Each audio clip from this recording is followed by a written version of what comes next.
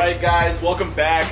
I'm Mike, this is BavhausTV. We are on our second part of the V6 TFSI 3-liter supercharged Q7. This is a 4L first generation chassis Q7.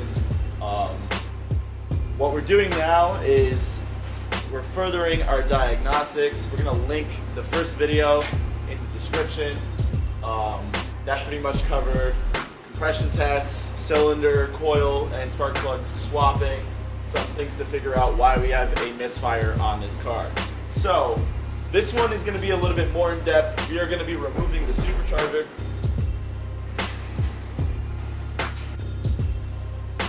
Getting that grubbo. Yeah, buddy. Okay, so what I got to do now is we're going to actually swap out fuel injectors on cylinder 1 and cylinder 2. We're going to move that questionable cylinder 2 over here.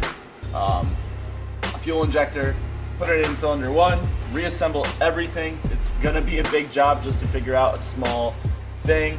It's going to involve us, having to deal with some coolant.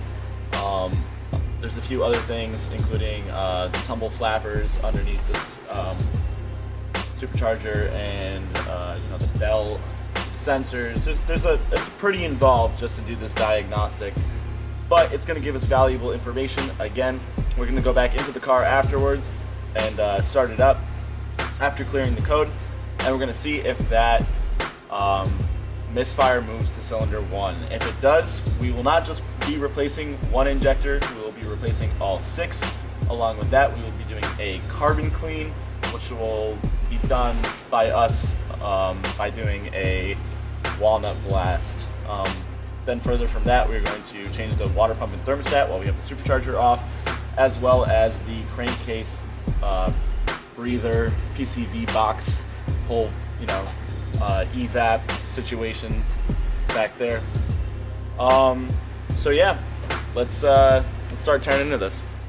All right, so the first things we're gonna do are gonna be start removing some of this plastic stuff.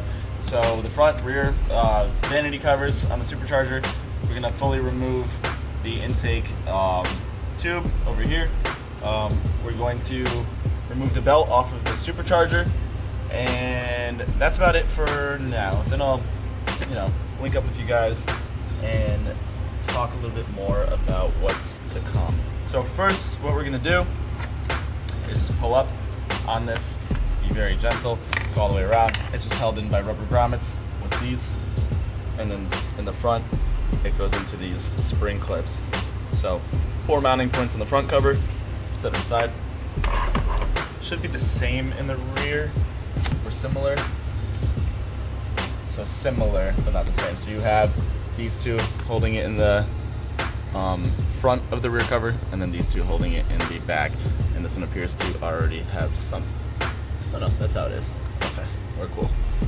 So here we just revealed a number of things. There's these vacuum lines that run underneath the supercharger, a couple map sensors, some stuff that we just have to unplug in order to remove the supercharger.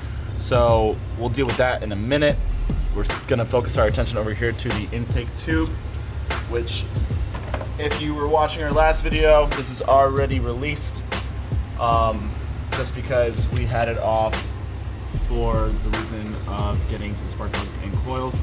If you don't know how to remove it, because you're just picking up with this video, there is 2 hose clamps on either side. They're 7mm or a flathead screwdriver, and this is a flexible thing here, so you kind of just wiggle it off. So it's still stuck on by a vacuum line back here.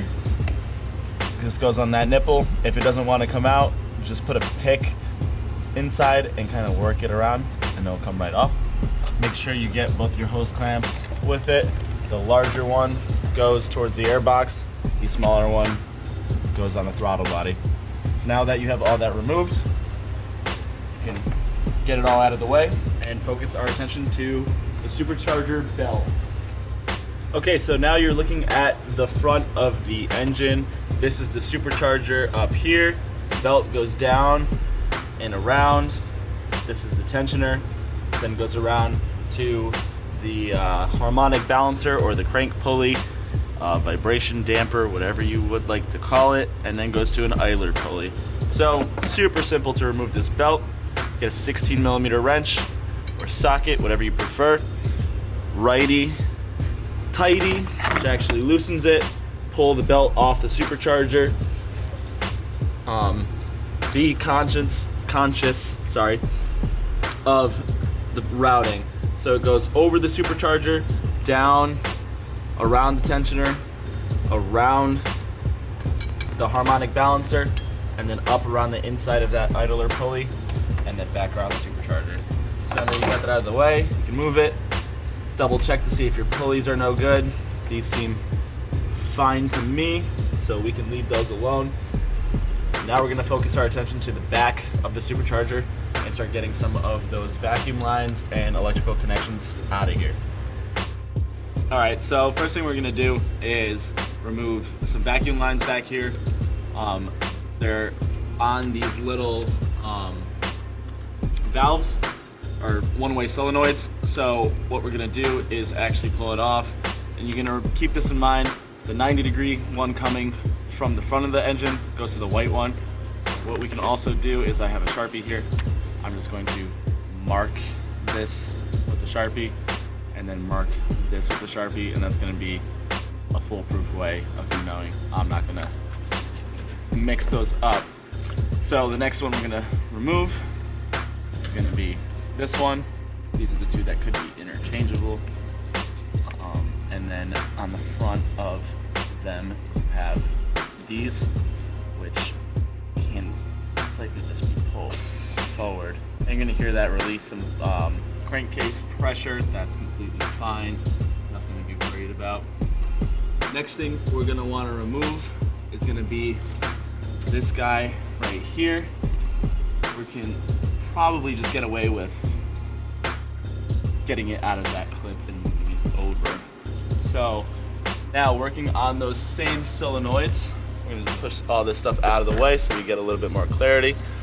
You have some electrical connectors back there. These are the typical Volkswagen Audi electrical connectors. You're probably not gonna be able to see what I'm doing right now, but just like on the coil packs or anything else, you just squeeze down on that little tab, push them in, and then pull them out. And these are color coded, so the black one goes to the black solenoid and the white one goes to the white solenoid. You can't mix it up. All right, so next thing we're gonna do is remove this electrical connector here. Same thing, push it in, pull it out, and move it aside. There is this whole unit back here, which we can pull up on and kind of move over a bit. Then you have one of these style hose connections, which is usually for like crankcase breathers and stuff, where you kind of squeeze it and push it up. What I like to do is squeeze and get a tab kind of pushed away once I'm squeezing with a pick, and then that kind of holds the position while I squeeze the other side. These can be a pain and they do break all the time, so it's something you do want to be very careful with. So I'm going to grab it from underneath and try to persuade it up, because for some reason the tolerance over here is a lot tighter. Alright, so that's kind of how you get this guy out. It's got two seals on it, so that's why it was being a little brutal. I don't know if you can see that red one, and then there's a black one underneath it. So again, just be very gentle. I managed to get it out without breaking it. I know those break all the time. Next one is going to be the electrical connector for this little valve here. It's going to be pinch and pull, and we can just set this aside back there. And let me see what else we got going on back here. So that's all on this harness. Okay, so you can't see it, but There's another little guy back here, kind of connected to the back of the throttle body. It looks like some kind of, again, crankcase pressure related thing. Not entirely sure. I'm not a pretty big Audi Volkswagen guy. And below that, another connector as well. And I believe that's it. We're back here. Oh, over here there's another vacuum line. You just want to pull it out and move it over. So I believe that's it. I'm just gonna double check everything. Make sure we have nothing else plugged in. Oh, we have one more actually. The throttle body is gonna come off with the supercharger. So we're gonna want to remove.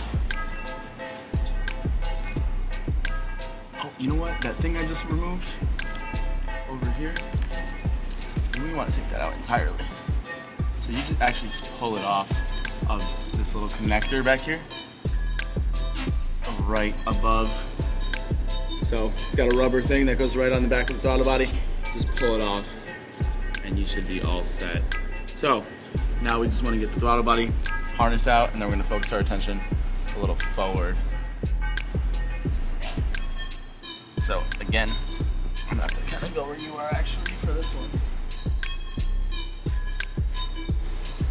It's kind of in the tight spot. So pinch, push it in, pull it out. And that's for your throttle body. Double check, make sure everything's clear. I'm kind of doing this blindly. I haven't removed one of these before, but I kind of get the gist. Okay, so on either side of the supercharger, you're gonna have these manifold absolute pressure sensors, MAP sensors. Underneath it, there's gonna be a gray plastic tab. You're gonna wanna pull up on it, and that now becomes the handle that you squeeze. If you look here at this sensor up here, I can give you an example. You pull up like that, and then squeeze it in. You'll hear it click, and then you can remove it. I'm gonna leave that back in place though. That's just a way for me to show you. Now that it's released, you can move that out of the way. I'm also going to remove this while I'm here. This is going to be another one where you push in and pull out, and we can set that aside. We're going to focus our attention to the other side now, where we have another MAP sensor. And on that MAP sensor we have the same style, so pull it up, squeeze it in, pull it out. So now what we're gonna do is remove this whole thing, and underneath of this harness and vacuum pump line, looks like there's two T20s holding this plastic piece in place. I'm gonna get a T20 and remove that. Okay, so it's actually a T25. There's two of them on this black piece here. We're just going to break them free and remove it. Don't lose these guys. And there's another one of these covers on the passenger side of the car. So we're gonna go see what's up with that. I don't believe it has these same T20s. We can check that out in a second. So the other one's down here. I'm gonna get an extension real quick.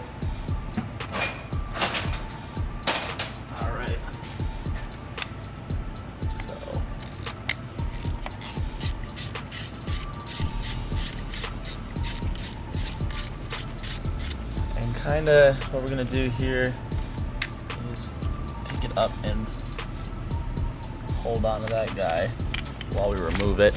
Oh, maybe not. Here, I wanna get that before it falls somewhere. Okay. So there's a vacuum line that's actually held on the bottom of this. And it's kind of clipped in. So you see how it's clipped in here, it's clipped in here, and it's clipped in on this end as well. So you just pop it out. Remember that this one goes there. And we're gonna move it over. We're gonna set this aside. Now we're gonna focus our attention back to the driver's side. Passenger side, I'm sorry. All right, so I'm not seeing any fasteners on the passenger side one. I just do see that there is this little clip holding on this fuel line. So I'm gonna just pry and see what happens. And I Okay, so that's what it's doing. It's holding onto the fuel lines on these clips here. There's 1, 2, 3 of them. So there's a lot of debris over here. I'm actually going to grab my air pistol on my shop air and blow it out so I don't end up dropping this in when I remove the supercharger. But I think we're getting pretty close. I think all I have to do now is remove these 2 coolant lines on the front. So we're going to make a little bit of a mess now. I'm going to drain some coolant out from the bottom first. And then we have to remove the 6 bolts for the supercharger. And we're going to get this thing popped off. Alright, so I have my air pistol. I'm just going to blow out any debris.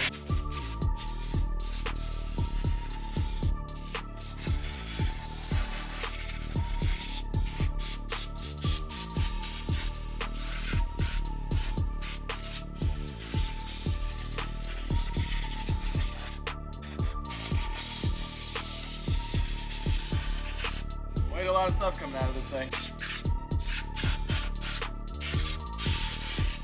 We'll be opening areas into your valves on the intake side, so this is definitely something you want to be doing. But okay, as of now, we are okay to lift the car up. I'm gonna drain some coolant out before I go after these coolant lines up here. I'm gonna drain some coolant out before I take these coolant lines off the supercharger. And then I believe after that, I'm just gonna double check everything one more time. But I do believe that we are all set to actually remove this guy. Just after this one here and this one here, we should be straight. So I'm gonna take that bottom shield off the car. We're gonna pop the supercharger off, and we're going to start checking out some injectors.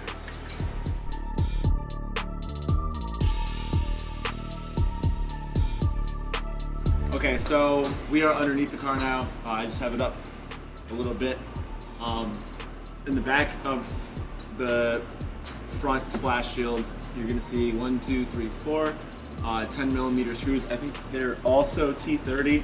It's kind of one of those as, yeah, T30 on the inside and a 10 millimeter on the outside. I'm gonna use a 10 millimeter for the back 4. I'll fully remove them. This is gonna separate the front splash shield from the rear splash shield. You can leave the rear one alone. That's not the one we're worried about right now.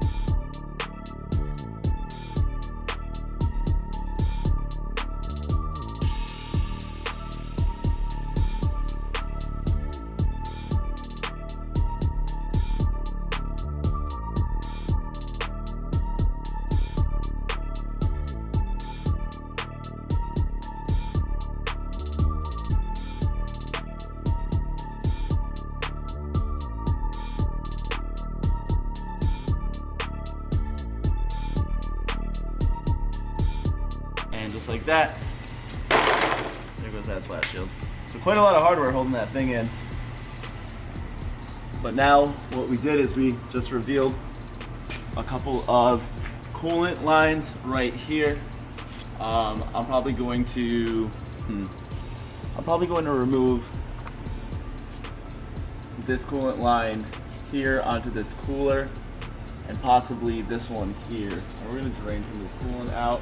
But before I do that, I'm going to go on top of the car and release some of the pressure from the cooling system. And by doing that, it's going to purge a little easier. I'm going to remove the cap entirely, let the pressure out, and I'm just going to fit the cap back on. I'm not going to actually screw it on, I'm just going to put it back over the expansion tank. So let's drop the car back down. I'm going to release that pressure. We're going to come back under here and we're going to pull some of these hose clamps off and start draining some coolant. Alright, so we did have the car running, so we do want to be careful. It's been a little bit of some time. You can kind of feel and see that the motor's not too hot anymore. So we're going to relieve the pressure from the cooling system. I don't recommend doing this at all if the engine's hot. You just heard it hiss. And it is actually below the minimum. And that coolant is looking pretty orange. So it's been there probably forever. So I'm just going to put the cap on like that. We're going to go back under it and we're going to start draining out some coolant. This way we don't make a mess. I could just pull these here, but you know, it's just not gonna, it's not worth getting coolant all over everything. It's still gonna have coolant inside of the supercharger itself, but we're gonna do our best to contain that. So, all right, I'm gonna go back underneath the car. We're gonna let some of those hoses go, let some of this coolant out, and then go after these. Remove the 6 nuts holding the supercharger in place, and then take it from there. All right, so the first thing I'm going to do is release this hose clamp here. This one appears to be going, I think, to the heat exchanger supercharger. Slide it back a decent amount of way. I'm just going to take some fire, give it a nice, gentle, even twist. When this method fails, I kind of want to go both ways. See, it's starting to break free. What most people do is actually go on the kick inside and get some lubricant going. If you're patient and gentle enough with this method, it will work. Just don't ever really grip deep into that hose, because that rubber will rip if you go a little too hard. So I'm just gonna now do the rest by hand.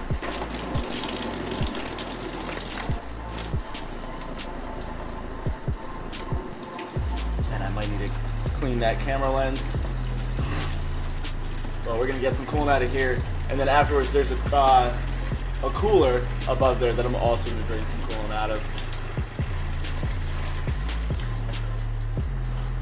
And then once this is done draining, I'm actually going to put the hose back on so it doesn't keep leaking all over my floor for the next couple hours.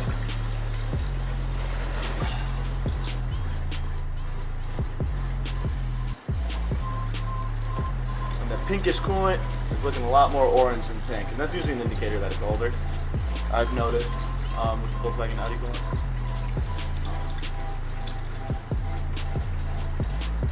I'll let this go a little bit more. And then we're going to do the same thing. But actually, you know what? I'm going to just leave it at that. I don't want to make a mess. This is a really low point on the cooling system. And if I pop that one off that cooler, I'm going to get coolant all over the subframe and everything. And then it's just going to be a mess for me to clean up. This car is very clean. So I'm just going to put this hose back on in a second. And hopefully that was enough.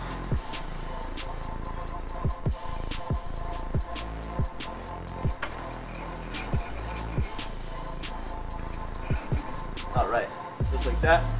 And we're gonna put this catch pan on the ground, kind of right under the harmonic balancer, because I want to remove those 2 hose clamps on the top for the supercharger, and anything that falls, I want to fall into here.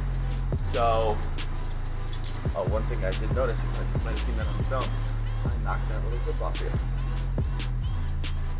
So that guy goes back on the correct way, and we're all set. All right, so I'll see you guys back up top. Okay, so now we are up front. We have these two hoses here that are connected to the supercharger, and this is what cools it. So we're going to use our hose clamp tool. Again, wiggle down. And do this one at the same time. Right now, if you have like a forma funnel or something, it might be a good idea to just get it ready underneath. I have my catch basin underneath. I don't actually have a forma funnel for some reason, even though I love it. So I'm going to stick a rag here. I'll kind of direct it in the direction I want to go if anything were to leak. Just kind of go down that rag. But, okay. Let's see. Okay, it's breaking free pretty good. Okay, we have that one completely broken off.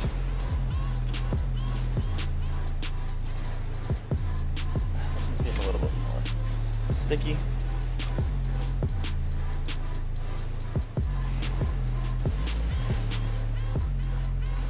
Okay, this is what I'm going to do actually. I'm going to remove this one entirely first because it's kind of interfering with how much I can swing it.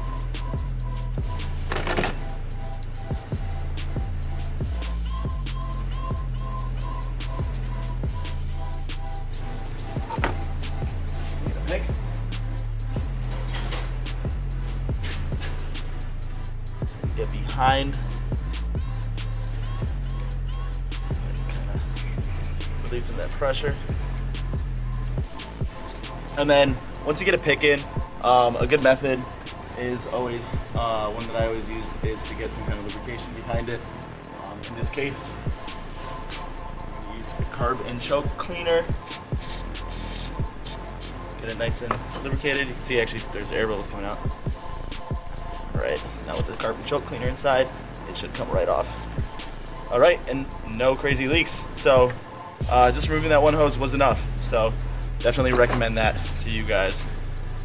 If you're doing the same job, you don't have to remove any other hoses. Let's see how this one goes.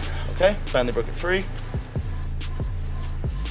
We're going to try to walk this one off because it's in a tight spot. Okay.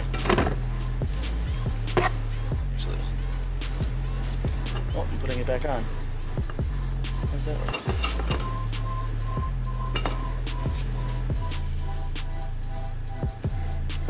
There's like a big nipple at the front that just keeps applying pressure back. So let me try to get in there again with the carbon choke cleaner.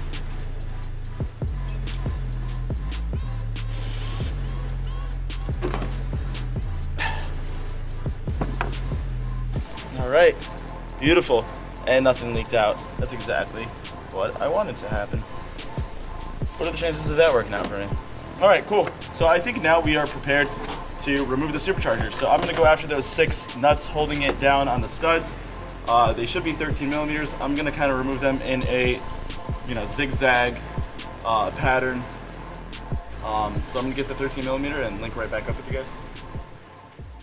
All right, so we're gonna remove 6 bolts holding the supercharger in place. I'm gonna crack them loose kind of center first.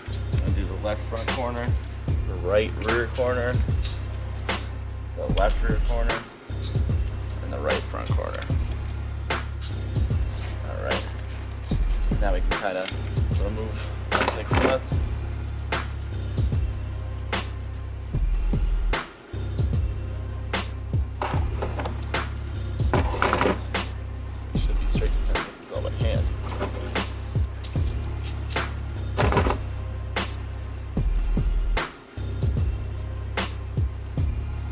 Alright, and I think what I'm going to do is kind of grab the supercharger by the front snout, right at that pulley, and kind of give it a lift. I'm not going to really carry it by that, but just try to unseal it from the flappers underneath it. And then also maybe by the throttle body to kind of pull it up from the back. So let's see what we can do here. Okay, so that's unseated from the front. And grab my throttle body in the back. All right, so now I think I'm gonna set you guys up on a tripod because I'm gonna need Justin to help me get this thing off, just because I'm fully bent over trying to get this thing. The front of this car is pretty big, so reaching into the supercharger, it's gonna be a pain to do this by myself. So we're gonna get you guys on a tripod. Justin's gonna help me get it off, and we'll link back up with you guys once the supercharger's off. Okay, so one of the methods for removing this at the dealer is to put extensions through the hooks and get two guys to pull it out. So there's hooks on either side of the supercharger. 1, 2, 3, 4. I have a big extension. I'm gonna slide it through. It's gonna give me the leverage to lift. Justin's gonna do the same thing on the other side. We're gonna lift it up. We put rags down because we do have these coolant lines in the front. We're gonna kind of lean the supercharger back. So first it's gotta come straight up. Then once it's off the studs, we're gonna lean it back, and then we're gonna remove it entirely. So you're gonna see us kind of pick this thing up and get it out of here. I'm actually using a longer quarter-inch one, so I want to get equal. All right. So, yeah, that's what we're gonna do.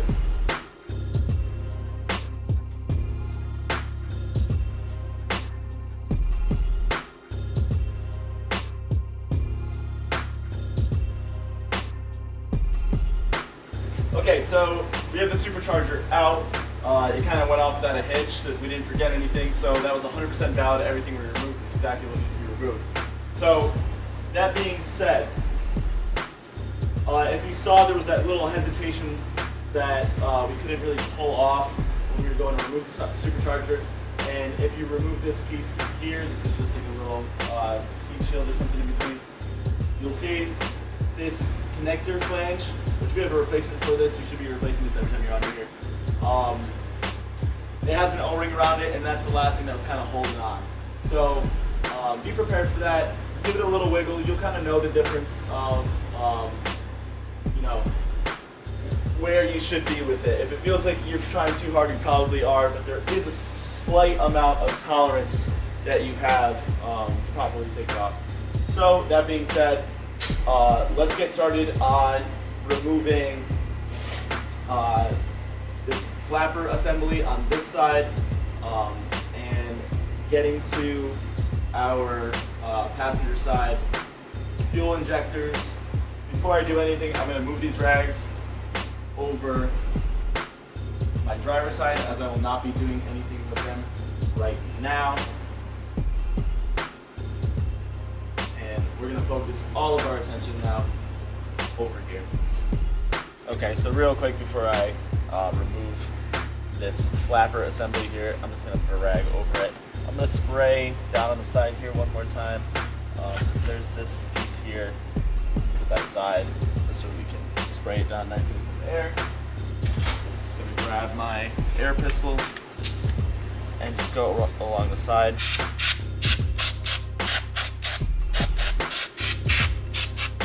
And that's it. Now I can remove this, flip it back over here. What I'm going to do first is grab a pick and remove this clip here. You can either lift and pull out, or you can just push. And this goes to the breather. And it's gonna be another one of those where you kind of pinch and pull. But for some reason, this one feels really stiff. Okay, there we go. And then you can move this to the side, and you can move this to the side. And what that just did is gave us access to the actuator here, the electrical connector for it. This is what actually opens and closes that flap. So what we're gonna do is grab a pick. Adds another one of those gray pinch style connectors. So I just moved it down with the pick, and then now I'm squeezing it with the pick. And let me see if I can get another tool on it. We can push it down at the same time. So I'm gonna push in on that gray connector, push down on the connector itself, and just like that, we are free. So once that is out, next thing we're gonna want to remove is the vacuum on the little valve itself, or the vacuum connector. So we can take that and move it over here. So now that we have all that removed, basically on this, they call it like a tumbler valve assembly. Basically it's just this valve opens and closes and directs airflow into the intake valves. So the fuel rail is actually part of it. So before I go removing these 1, 2, 3, 4, 5, 6, 7 bolts, there is a fuel line right here. Should be a 17 millimeter to break it free. I'm gonna take a rag and kind of get it close to it because we're gonna get the 17 millimeter on, break it free, and as we break it free, we're gonna cover it just so no fuel splashes at us. I'm gonna grab a 17 millimeter. Yeah, it is a 17. All right, so we're gonna go like this. Lefty is gonna be towards us. Okay, you can see the fuel did spill out a bit. So one thing about cars with high pressure fuel pumps, a lot of them, like you've probably seen us do this before with some N5X cars, N5X being BMW cars. You don't want to open the door at all when you have fuel lines open. What's gonna happen is the fuel pump's gonna prime and fuel is actually gonna pour out of this. I actually learned this the hard way. One time I left a car with the door open all night and it actually dumped the entire fuel tank on the floor of the shop, which is a super dangerous thing to happen. So don't learn from my mistakes. Don't do that again, or I won't do that again obviously, but don't do that in the future for yourself. Keep the door shut until you get that back on. So now that that's off, we're going to start we're gonna start with this one. It's a T30. This one is different, so remember it's a rounded head. This one's gonna be the one in the center. Then you have 4 smaller ones in the back, and then 2 10 millimeters in the front. So now we're gonna take these 2 in the center out.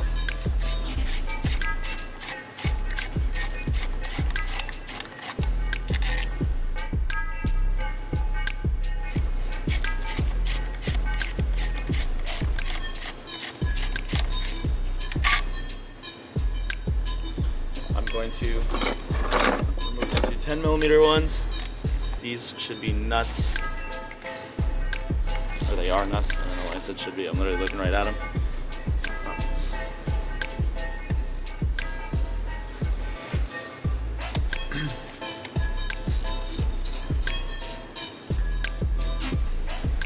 Alright.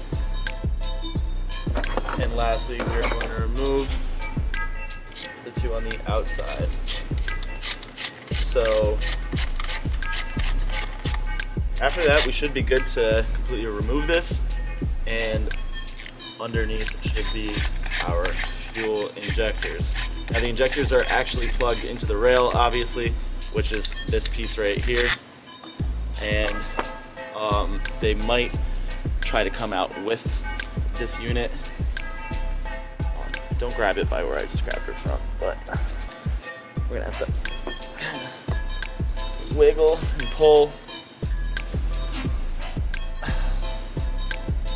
Actually, let me get a better sight on this real quick. I'm gonna get all this stuff out of the way and kind of go from where you guys are at, because I need to be able to look at those cables. So switch with me real quick. All right, so underneath you're gonna have your injectors, obviously, and on your injectors you're gonna have electrical connectors. So be prepared to look at those. Okay, there's a T30 right here holding this fuel line in place. I don't want to bend that as it is kind of seated nicely, so just remove this T30.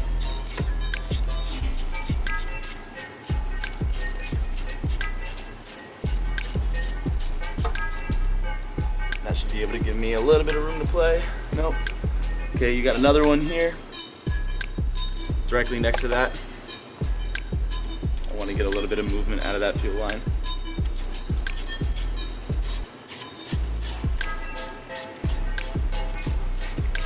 Let's see if that helped. A little bit. And if you follow it, there's one more right up here. I'm going to take that one out as well. And I think at this point we should be kind of all set.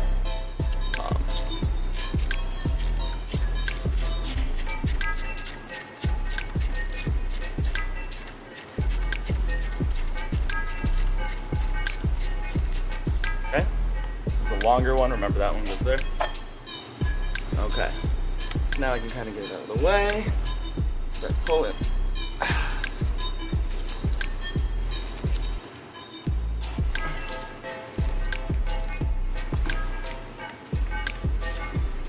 Man, they are really holding on. So, next thing that I'm gonna use is probably gonna be my carbon choke cleaner. I'm just gonna spray on the bottom of the fuel rail and try to get up in there just to loosen up those seals a little bit. Just because this unit is plastic, mostly. You're seeing metal, but actually all of the rest of it is plastic. And I don't want to break anything by applying too much force.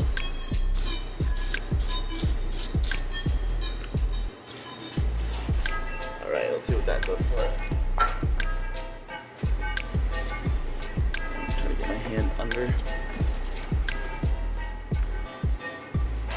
Okay, I think I got that one out now. Fuel line under. I gotta get this one out. Okay, there we go. And there will be fuel coming out most likely from the rail. That's completely normal. Don't be spooked, be prepared for it. And one of our seals stayed behind, so we're gonna take that off. And we're gonna bring it over here. So, this is what the bottom of this unit looks like, and actually looks pretty good. So we're gonna set this aside and focus our attention over here. So, looking inside of the valves, Justin, you can switch with me again. I'll take back this side. We're gonna remove these. Oh, these are really in there. All right, let me grab some pliers.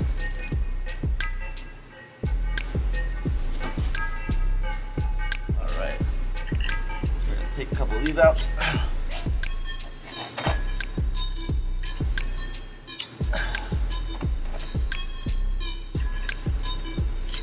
Okay, sweet. So if you look, there is a decent amount of carbon buildup in these cylinders, or in these valve ports, specifically on that third one. It's looking pretty crusty down there inside on those valves. Let's see if we can get a good shot of that. Okay, so this is the valve port on the first cylinder. We're looking at it through a borescope screen right now, just because it's super hard to get images with the camera. So if you look at what I'm seeing, this is all carbon buildup. It's pretty nasty, like that chunky stuff right there. This is all, you know, not great for the valve and for the way this engine's running. This is the second valve on the first cylinder. So cylinder 2. And again, same situation. There's some chunky, nasty stuff in here. Let's see what the other side looks like. The other side actually is pretty dry, as opposed to the rest of them being wet. So there is a difference going on here between the valves on this cylinder compared to the rest. So now going to cylinder 3, look at that chunk right there. That is insane. So, and then that's the other valve, looking pretty gross too. So there's definitely some carbon buildup issues on this engine. So we will be walnut blasting it and carbon cleaning it. But first, what we're gonna do right now is throw those flaps back in, because that's not what we're worried about right now. I'm going to swap out these fuel injectors on cylinder 1 and 2. And then we're gonna reassemble everything and go back into the car and see if that misfire code actually locks the cylinder 1. All right, so these fuel injectors should all three have an O-ring on top. I just double checked to see if they were in the fuel rail, and they are not. So I'm actually finding them all over the place down below where we removed them from, or removed the intake runner from. Now I'm trying to fish them out because I just want to reassemble this without reusing or without putting our new ones on just yet. So that's what they look like. Make sure you have them. Don't miss them. That was definitely, if you didn't know that they exist, then it would be easy to lose. What I'm doing now is disconnecting the cylinder 1 and 2 fuel injectors electrically. It's getting late and I'm smelling fuel. Sorry, I'm talking crazy. Okay, and the next thing we're gonna do after that is remove these 2 fuel injectors. So I'm gonna get my injector puller and we'll connect with you in a second. Okay, so on top of the injector is the spacer. This keeps it kind of pushed off from that runner manifold. What we're gonna do next is find the correct adapter. This one should be the standard one, which looks like this. We're gonna sneak that around. Yep, that's perfect. And we are going to screw on our slide hammer like this. This is the CTA Audi Volkswagen puller kit. And now we're gonna make sure we stay on it.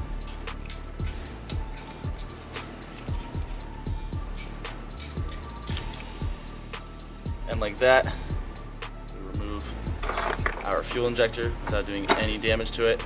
This is the only way I recommend you pull a fuel injector. Don't do anything else. That is the correct way and the only way.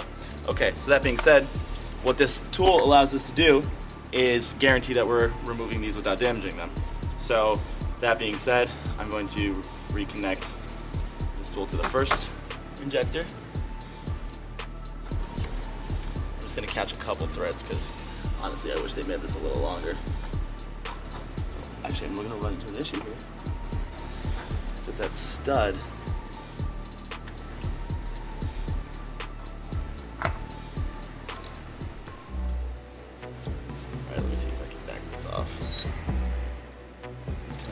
first. Let's get a couple threads in there. Get this on. Sneak it by. Alright, so I actually changed it to a bolt with the same thread pitch, just a little bit longer.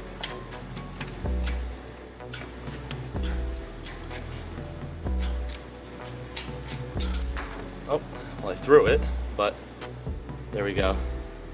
That is our cylinder 1 injector. So now that we have these 2 injectors out, I'm just gonna lightly wipe them down and I'm going to reinstall them in the opposite spot.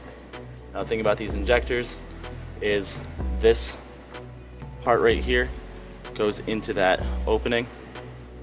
So it's pretty simple, you can't really screw it up. Get my installer.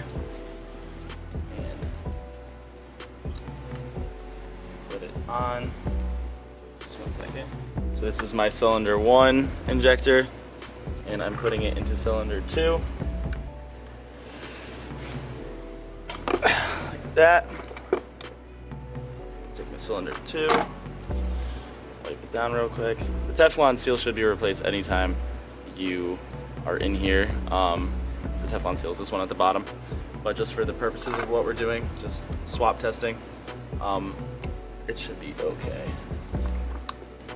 Okay, so line it up first. Make sure you're in the right spot. And just like that, we're good. We're gonna take our spacers and get them back into place. Just like that. Take this guy. Back on too. Okay, so now we have our 3 O-rings that we had to go fishing for. I'm just gonna wipe them down on my shirt quick because that's how we roll. Just gonna put them on again.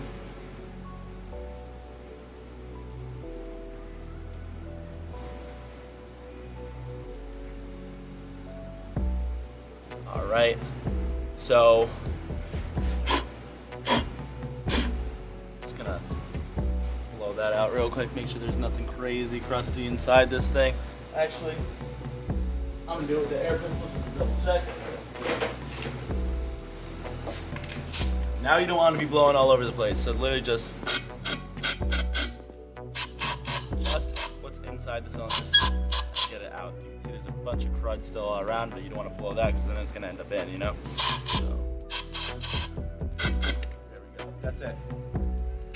We're going to connect our electrical connectors back up and snap them back into place. Remember, it's a 2-step clip.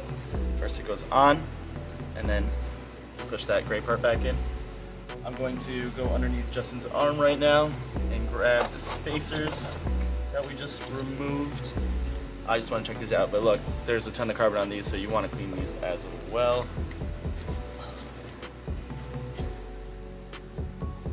That's how they go, right? Yeah. Okay, so the part with this that stands up goes out. So we're just gonna take them, seat them, same way we kind of remove them. Okay. And since they have a ton of carbon on them, they're a little bit more resistant. So one more time, I kind of just scrape some carbon off them.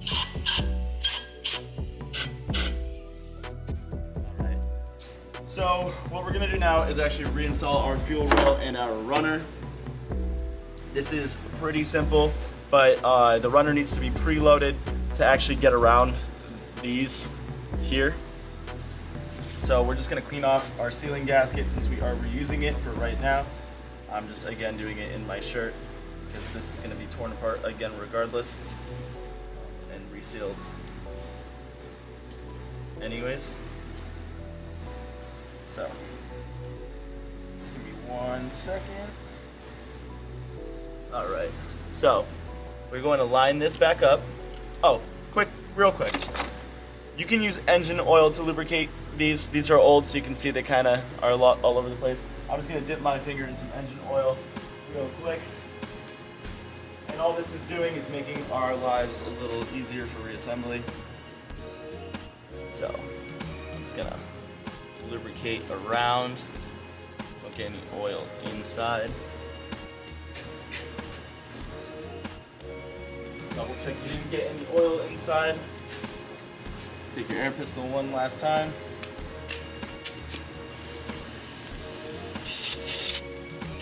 Blow out whatever fuel's there, and it'll blow out whatever oil you might have gotten. Okay, so that's done. We're going to take this piece, line it up. All right, and when you get down to here, this is a very important part. You don't want the runner to get stuck open. So if you come up, you're gonna see right here. As I seat this, if I just put this down, it's gonna get stuck on that piece, that runner or that flapper in the middle of each cylinder. So you put your fingers in as you're seating the injectors and push down, not only on the entire unit, but also on those flappers inside. Give it a couple taps, and now if you look, it's able to open and close. So what I did is, as I was seating it, I just kept it open with my finger like that, and now this is able to continue working. Otherwise it would have got stuck on that piece in there, on this side, and then when the actuator would actually go to open and close it, it wouldn't be able to because it actually seats underneath it. So preload it when you're installing and everything will be all right. Don't do that and the car will not run properly. All right, so we have that all seated.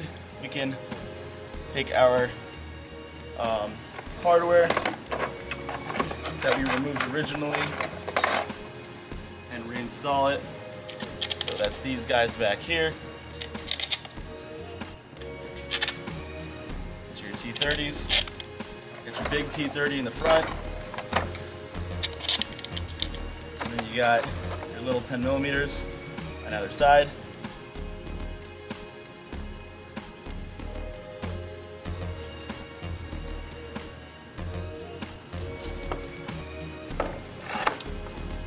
You want to kind of evenly torque these up, so I'm going to start with the nuts just because they might fall off. Alright. So now I'm going to do these guys first. And I'm just going to screw them in until they touch. Again, screw this one in until it touches.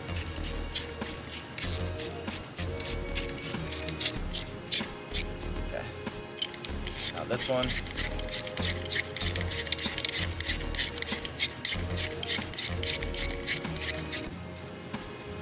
Now the ones in the corners.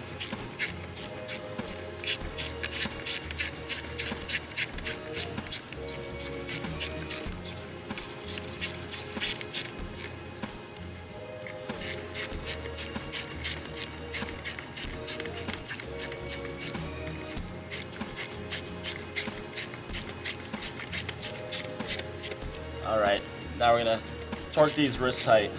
There's a spec, and we will be implementing that spec when we come back in to actually walnut blast and fix whatever. But right now, I'm only doing this to reassemble to run for a couple minutes, and then I'm going to be taking it all back apart again, so I'm not worried about torque specs at the moment.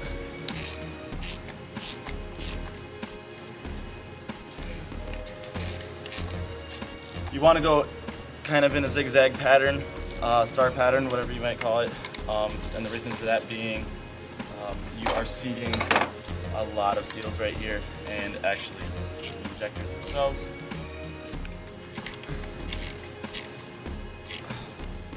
Okay.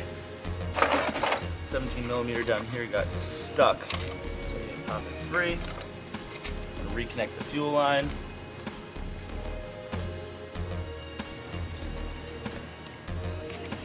Don't force these, they're aluminum and brass fittings. Both are very soft metals. These also get torqued too with a crow's foot to like 28 millimeters or something like that.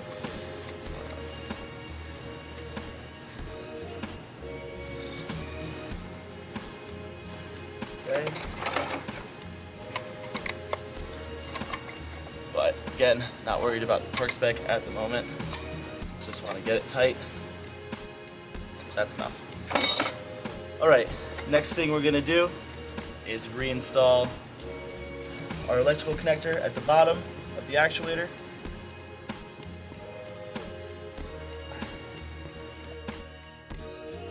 This can be a pain. It also helps to actually probably reinstall it first before you put it on, but I still managed to get it, so it's not the worst thing in the world. Okay, now our vacuum hose right up top.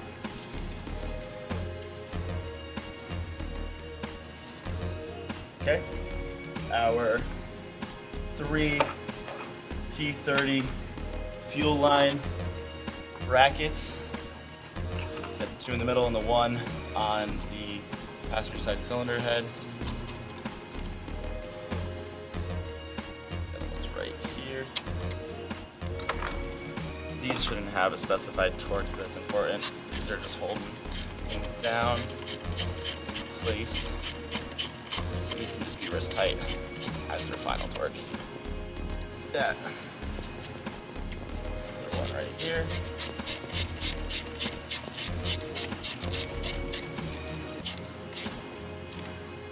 Okay, next up here.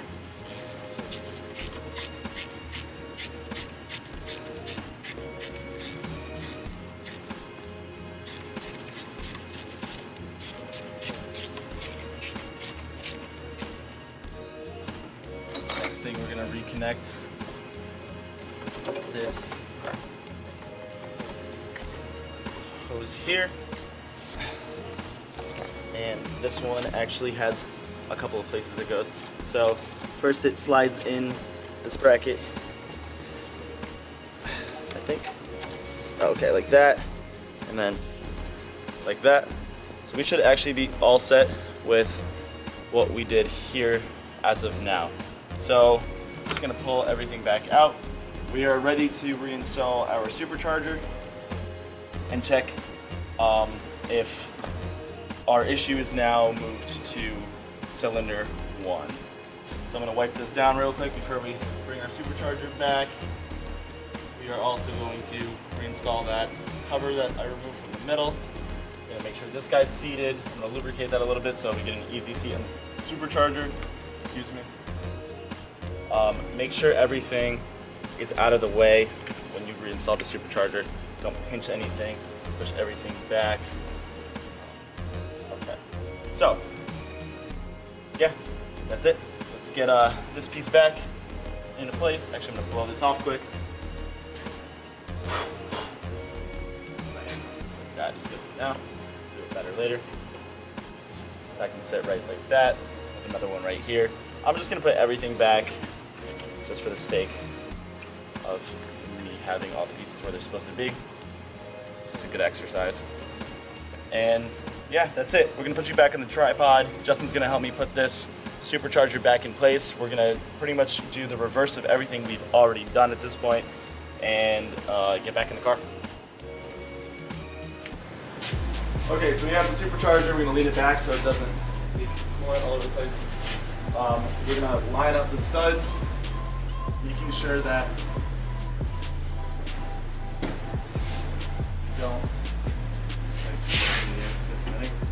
Alright, line up the studs and kind of drop it in place like that. Cool. Thanks, Justin. Alright, so once she's in place, you remove your stuff. Make sure that everything around the supercharger is out of the way. You didn't crush anything. And honestly, we're looking perfect. So, that being said, we can start reassembling. First things I'm going to do, I'm just going to line these guys back on. My hoses up front.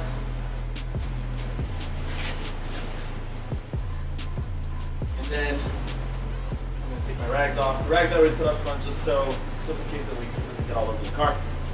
But I think we've been pretty good about that. I'm using this as a little storage tray, works really well. Cool part about this car. I'm going to put my 13 millimeters back on, all around. And then I'm going to tighten them down.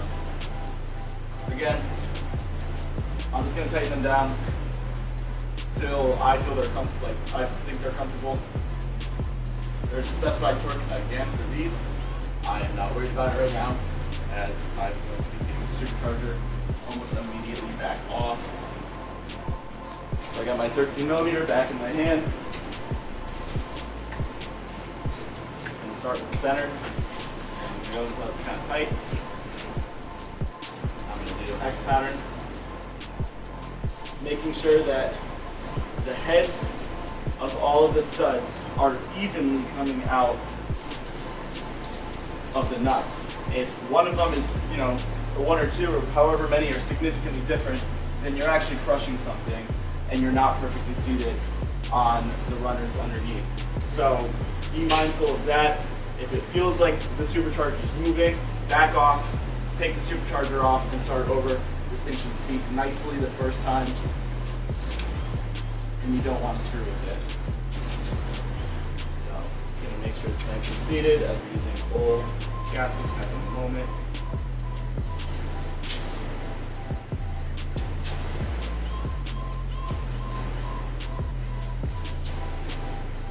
Alright, I'm not going to go back over here, they should all still be tight. Yeah. Okay, so a number of things we're going to do now. I'm going to start reconnecting everything in the back, all my electrical connectors. I'm going to fully reassemble it just for the sake of the video. That means all the little plastic stuff, and we're just going to completely start over after. So, as of right now, I'm going to go get my little plastic pieces that I removed off the side here. I'm going to start reconnecting our T-map sensors. I'm going to get these hose clamps back on in the correct place. We're going to kind of remount everything here, go around the back, make sure everything's connected up in the back, and after that, get our belt back on our supercharger pulley and tensioner, idler, all that. And lastly, we're going to have to vacuum fill the cooling system just so we don't have to bleed it, so we can get back into this. I do have some of the 50/50 ready to use Audi coolant here, so I won't be reusing the old stuff. I don't ever recommend using old coolant. Yeah, I'm gonna link back up to you guys in just a minute. All right, so we have our plastic piece here that we removed earlier. Starting to get verbal diarrhea over here. All right, so we're gonna line that back up how it was, clip it into place, and then once that's done, we can reconnect our fuel pressure sensor and then our, I keep calling them T-maps, but just map sensors, manifold absolute pressure. Remember to always put those gray clips back down. Okay, so at this point we're gonna go and do the same thing on the driver's side. Driver's side is going to be clipped into this guy, which somehow got over, but it's actually supposed to be under all of this. So we're gonna make sure that's where it's supposed to be. I don't know how that happened. Okay, so I'm gonna pop this back into its 3 mounting places.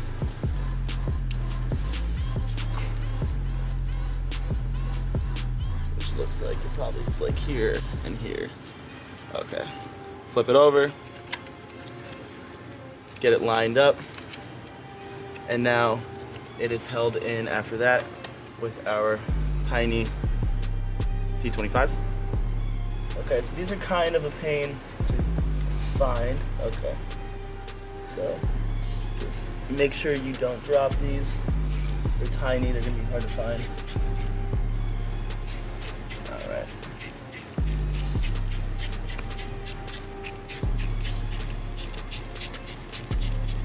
So just be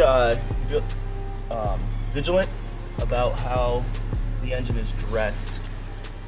There's a lot of these, connectors for different cables. They have their set place where they actually should be. So I'm gonna show you guys how to make sure that you guys get them all back in the correct spot. So if you look at this line here, it's got these 2 ribs here and these 2 ribs here. And basically what that's saying is that's where you snap it into the connector. So it's kind of like a marker for that.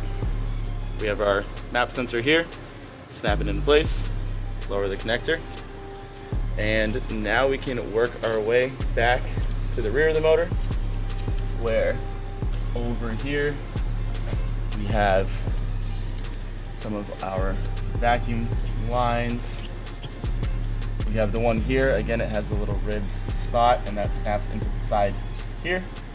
Again up here, same thing, the ribs, put it down.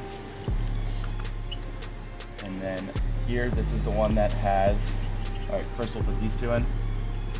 Go in like that. All right, I'll be kicking a can of brake clean. Now this is the one that has the black Sharpie on it. This is the gray one that has the black Sharpie on it, so that's how we mark that one. The one that comes from the back goes on the black one. It's maybe a good way to remember. Back to black.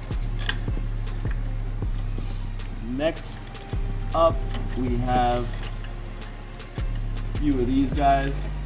So on this harness, we have 4 connectors, and one it has 3 pins.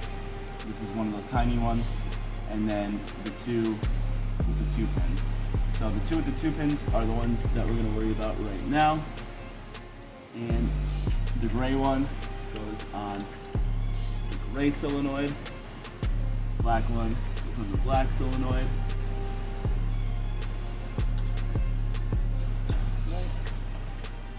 And what else we got? So now we have those two on that harness, and then we have two more on this harness.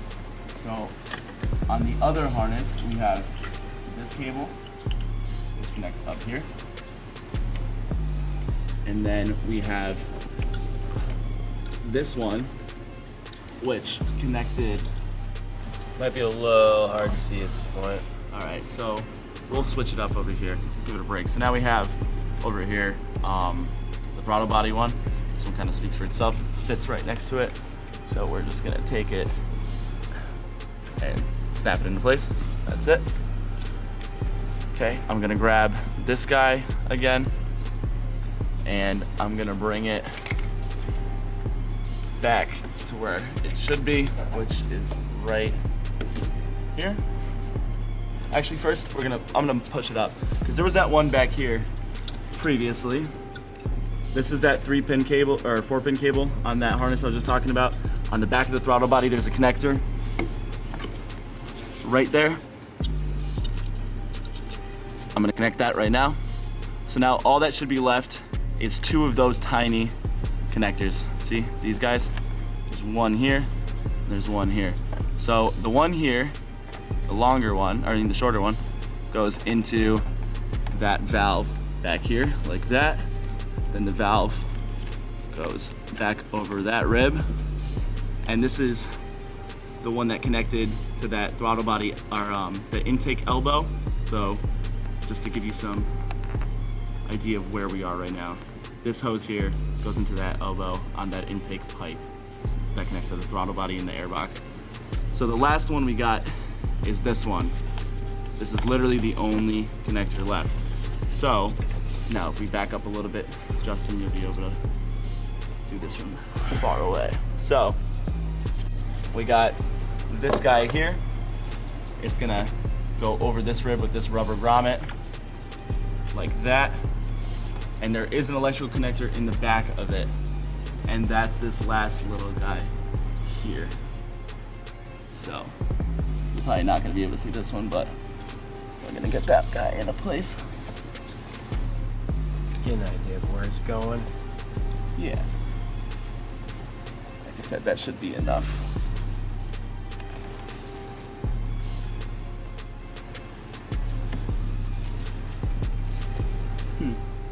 I'm thinking I'm backwards, I think. Yeah, I am. All right, so she's back in place. And now we're just gonna pop that guy back in place. Remember, that was the one that was difficult to remove. And now just double checking, I'm gonna go with the light. You guys can kind of just watch and see what I'm doing. I'm just pulling on all those harness connections and making sure we have nothing else loose. And that we don't. So, we are pretty much set. This installation is going much quicker than our disassembly. Usually how it goes. Snap this guy back in place, but comfortably. All right, just like that. Cool. So, I don't know if you guys remember, I do. We have these two here, but more importantly, we have the one on the bottom that we didn't reconnect, that we drained our coolant out of. So, I'm gonna get these guys back on. I'm just gonna go underneath the car. I might lift it up a little bit, just so I can get under there. I'm not gonna show you guys me connecting that one. It's just gonna be the same thing as I'm doing up here, but I'm just gonna do it off camera, just to expedite this process, because I'm eager to find out if we have that misfire in cylinder 1 now. So, to do so, it's just gonna be the same as removing it, but just opposite. What I like to do is try to put them back exactly how they were. Audi and Volkswagen and even Mercedes like to do this thing where, let me see, I might have just kind of screwed myself right there, where they put the lines on hoses that actually say where to put the hose clamp. All right, actually, screw it. I'm gonna put it in a new position. Put it straight up so it's nice and easy in the future. what I was just talking about is there's that line there and this line here, and that's saying to put that clamp there. Oh, actually, I might have just been wrong. There's that orange line also on the clamp itself, and that orange line matches with an orange line on the hose. These spring style clamps are a pain. I hate them. Getting a little different tool here. This one might work better. I don't know why this one over here is being a pain.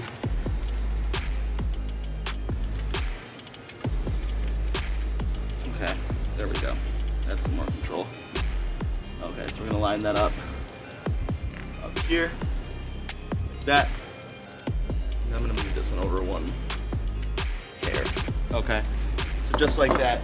And at this point, aside from the intake air tube, actually, I'm gonna grab that intake tube right now. Okay, so I grabbed a couple things. I have these hose clamps here. Or, you know, yeah, hose clamps. I'm not gonna put them on because, like I said, I'm just running the car for a short amount of time. So I'm gonna reconnect that hose that we were just talking about to the back of the throttle body. I'm gonna put that on the throttle body. I'm gonna put it back on the intake. Make sure it's seated nicely on both. And we're gonna leave the clamps off, but I'm gonna put them here so I remember about them. Next thing we're gonna do is go down and reinstall our supercharger belt. Super simple. We showed you guys how to take it off, so it might be a little dark right now, but I'll guide you through it verbally. Okay, yeah, Justin, actually you grab it. So I'm around the harmonic balancer, crank pulley, vibration damper. Again, whatever you call it, I'll say that every time because a million different names for this thing. We're gonna go in and around the idler. We're gonna go over the supercharger just a hair. Actually, no, we're gonna go over the tensioner and we're gonna bring it up to the supercharger. Now we're going to tension the tensioner to the right, as far as we can go. Get this belt over the supercharger. It can be a pain. Actually, it's almost guaranteed to be a pain. These things run tight. Actually hurt my elbow the other day, so that really was hurt. All right.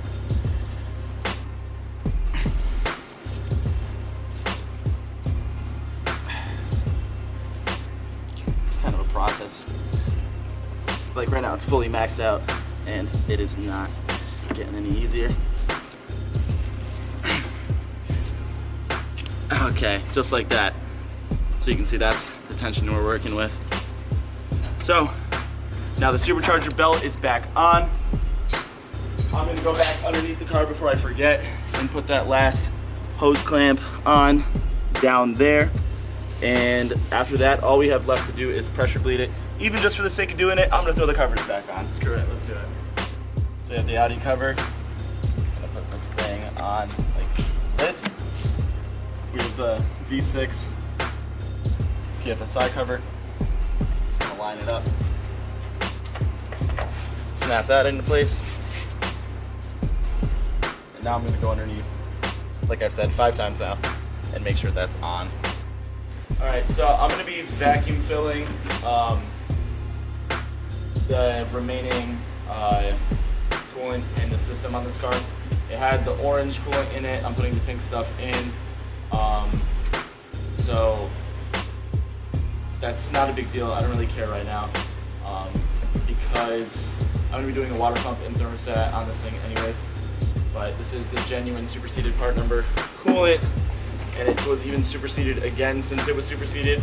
And it's kind of BS with the second supersession because the second one is actually cut 50% with water, and it's the same price.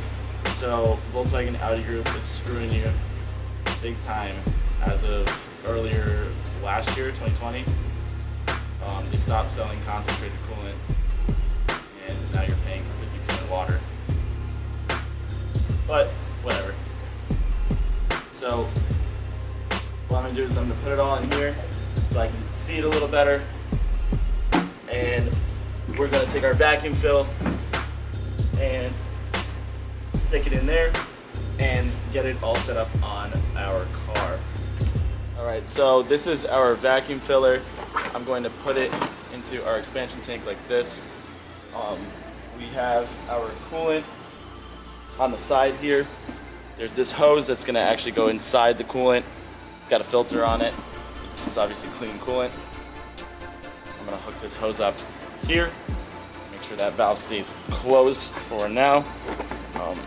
Because right now we're going to actually use our shop air and hook it up here. There's a button on the bottom here that I'm going to be pressing, so if you're wondering what I'm doing. This actually is the wrong fitting for it, but I can kind of sometimes get it to connect. Okay, just like that. So, again, there's a button under here that's going to be sucking out my pressure. The hose here actually goes off to the side of the car and dumps out the pressure. And then this hose here is connected to our coolant. I'm sticking the coolant hose into the bottom left corner. So what I'm gonna do to ensure that the coolant is always there is I'm gonna take my rags and I'm gonna pitch it like this. So this way, more coolant is where the hose is. So back up here, we're going to go to our gauge. I'm going to push down on the gauge. This thing always slides off, so just excuse it. I'm going to continue fixing it a million times and watch what happens. Pressure goes up.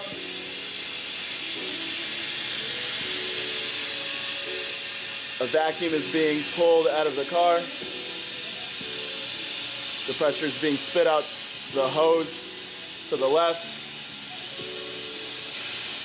And I'm gonna go all the way until it stops. It's in the green right now. If you go look at our hose over there, our upper radiator hose, you can see it's collapsed. Okay, so while we let our vacuum filler sit on the expansion tank for a few minutes, I'm probably gonna leave it there for about 5 minutes to make sure that we have no leaks. I just wanted to show you what it's doing. So this is our upper radiator hose, and if you see, it's completely collapsed. So this is what a vacuum in the system looks like. This is what you want to see when you are sucking vacuum out of your coolant system. So if you look literally all around the car, you're gonna see these funny hoses now. They're all collapsed. Try not to screw with them like I am. There's another one down here, just because, you know, they're under a vacuum right now, so you don't want to pop anything. So coming back over to the gauge, Justin, watch out, because I do have this hose here. Step over that. All right. You see, it's actually holding it at about 25 pounds of pressure. No coolant from inside the system comes out of this, which is really cool. It kind of does it within what's in there. So I'm gonna let it sit for another couple minutes. We're gonna link back up with you, and I'm gonna show you how it actually fills back up with coolant. All right, so it's been a few minutes now. We are holding 25 PSI of pressure throughout our cooling system, which is perfect. This thing is in the green, it's staying in the green. That means we have no leaks. So what I'm gonna do now is release this lever, and it's gonna bring the coolant all the way from down here in our tank. So I'm just gonna show you now. So what releasing the lever is gonna look like, and just watch that hose. So now it's displacing the vacuum. If you can see what's going on in the gauge, it's displacing the vacuum within the cooling system with the coolant in this jug. So pretty neat thing going on here. And our gauge is at about 15 pounds right now.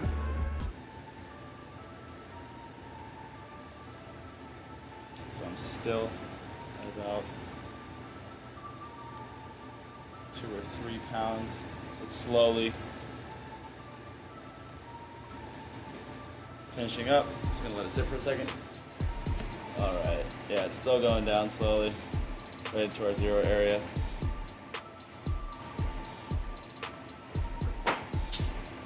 Okay, and I'm gonna close this off, remove our filler. The reason it still had pressure is because it was actually full beyond this point. So, cool. Going to remove our airline.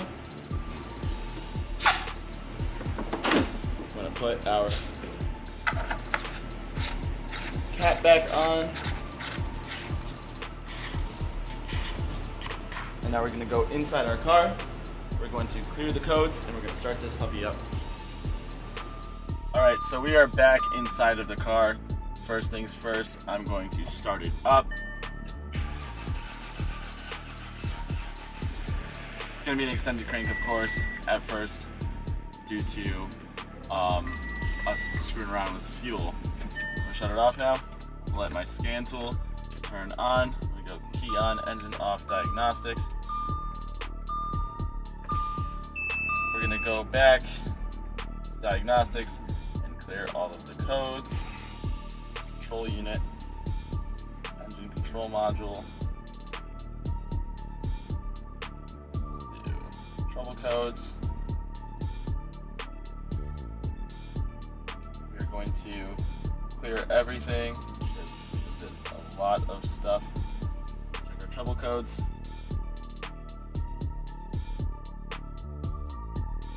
No fault codes detected. Start it up. Let it run for a second. Strangely enough, it doesn't even feel like it's misfiring. Oh, it's starting to get a little rumble. Let's check. Yeah, there we go. Now it's starting to misfire. So we have a cylinder to misfire still. So it's not our injector, it's not our coil, and it is not our spark plug. So again, I'm going to go through, check our trouble codes. Here are the trouble codes.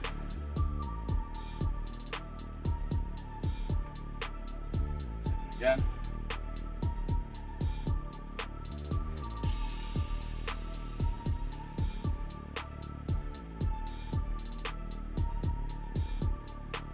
So we have a cylinder 2 misfire still, so now we're going to continue further diagnosing what's going on here. So we did a pretty extensive diag so far to rule out a lot of stuff. The good thing about us just doing that with the fuel injector rules out the need for fuel injectors, which cost I think about $1,200 to replace all 6. So I believe that the next route I'm going to go is actually to check out the springs and the rockers on the passenger side head. So probably tomorrow I'm going to link back up with this car and remove the valve cover. So as of now, I think we got a lot of valuable information. We're going to continue working on this thing, and that's probably going to be the end of this video. So this is part 2 of what's going on with this thing, and we'll see you on part